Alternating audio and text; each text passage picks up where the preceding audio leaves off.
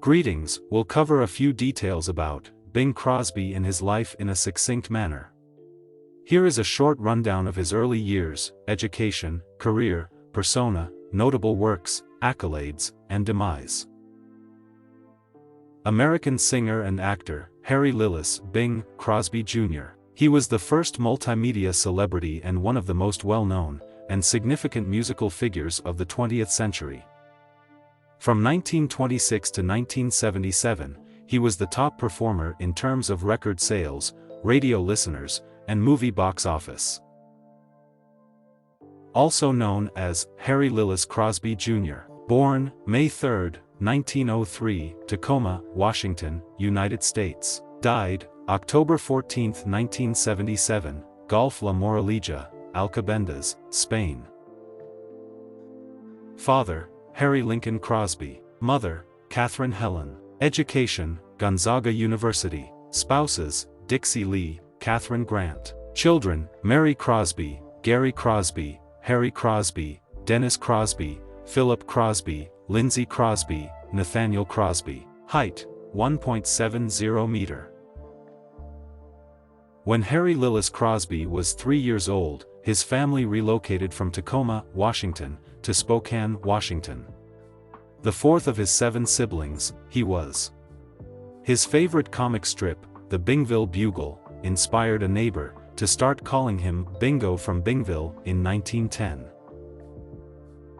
After deleting the final vowel, the moniker became his name for the rest of his life. He worked as a property boy at the Spokane's Auditorium in the summer of 1917, where he witnessed various acts that captivated him. He attended a Catholic school, while in school and later attended Gonzaga High School.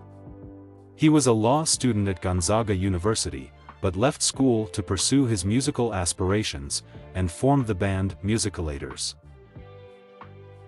He teamed up with soprano Al Rinker in 1925, and the two of them quickly rose to fame with their vaudeville act, Two Boys and a Piano, which featured solo or group performances by actors, singers, and other performers.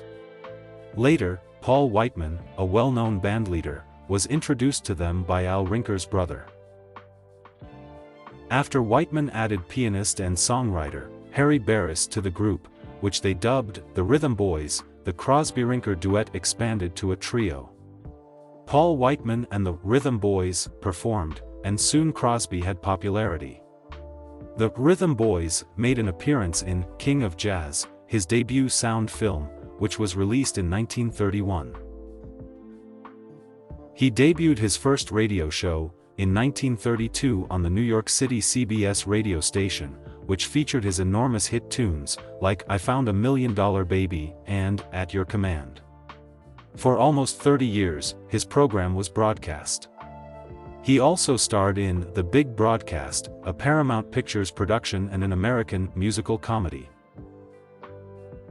He took up Paul Whiteman's position as host of NBC's Nation Broadcasting Corporation, Kraft Music Hall, in 1936. It was at this time that his radio theme song, Where the Blue of the Night, which he both sang and composed, earned a great deal of praise. He performed White Christmas in 1941, which went on to become a hit and was played on the radio over the Christmas season. He had appearances in well-known blockbusters like The Country Girl, Going My Way, and Holiday Inn in the 1940s, 1954. Critics praised his performance in The Country Girl for portraying an alcoholic in a dramatic manner. He appeared with Bob Hope in 7 musical comedies titled Road Through from 1940 to 1962. He made appearances on well-known television programs in the 1950s and debuted his own program, The Bing Crosby Show, in 1964. He collaborated with singer David Bowie on the Christmas song Peace on Earth and the duet The Little Drummer Boy in 1977. He wed singer, actress Dixie Lee in 1930, and the two went on to have 4 kids. In 1952, she died as a result of ovarian cancer.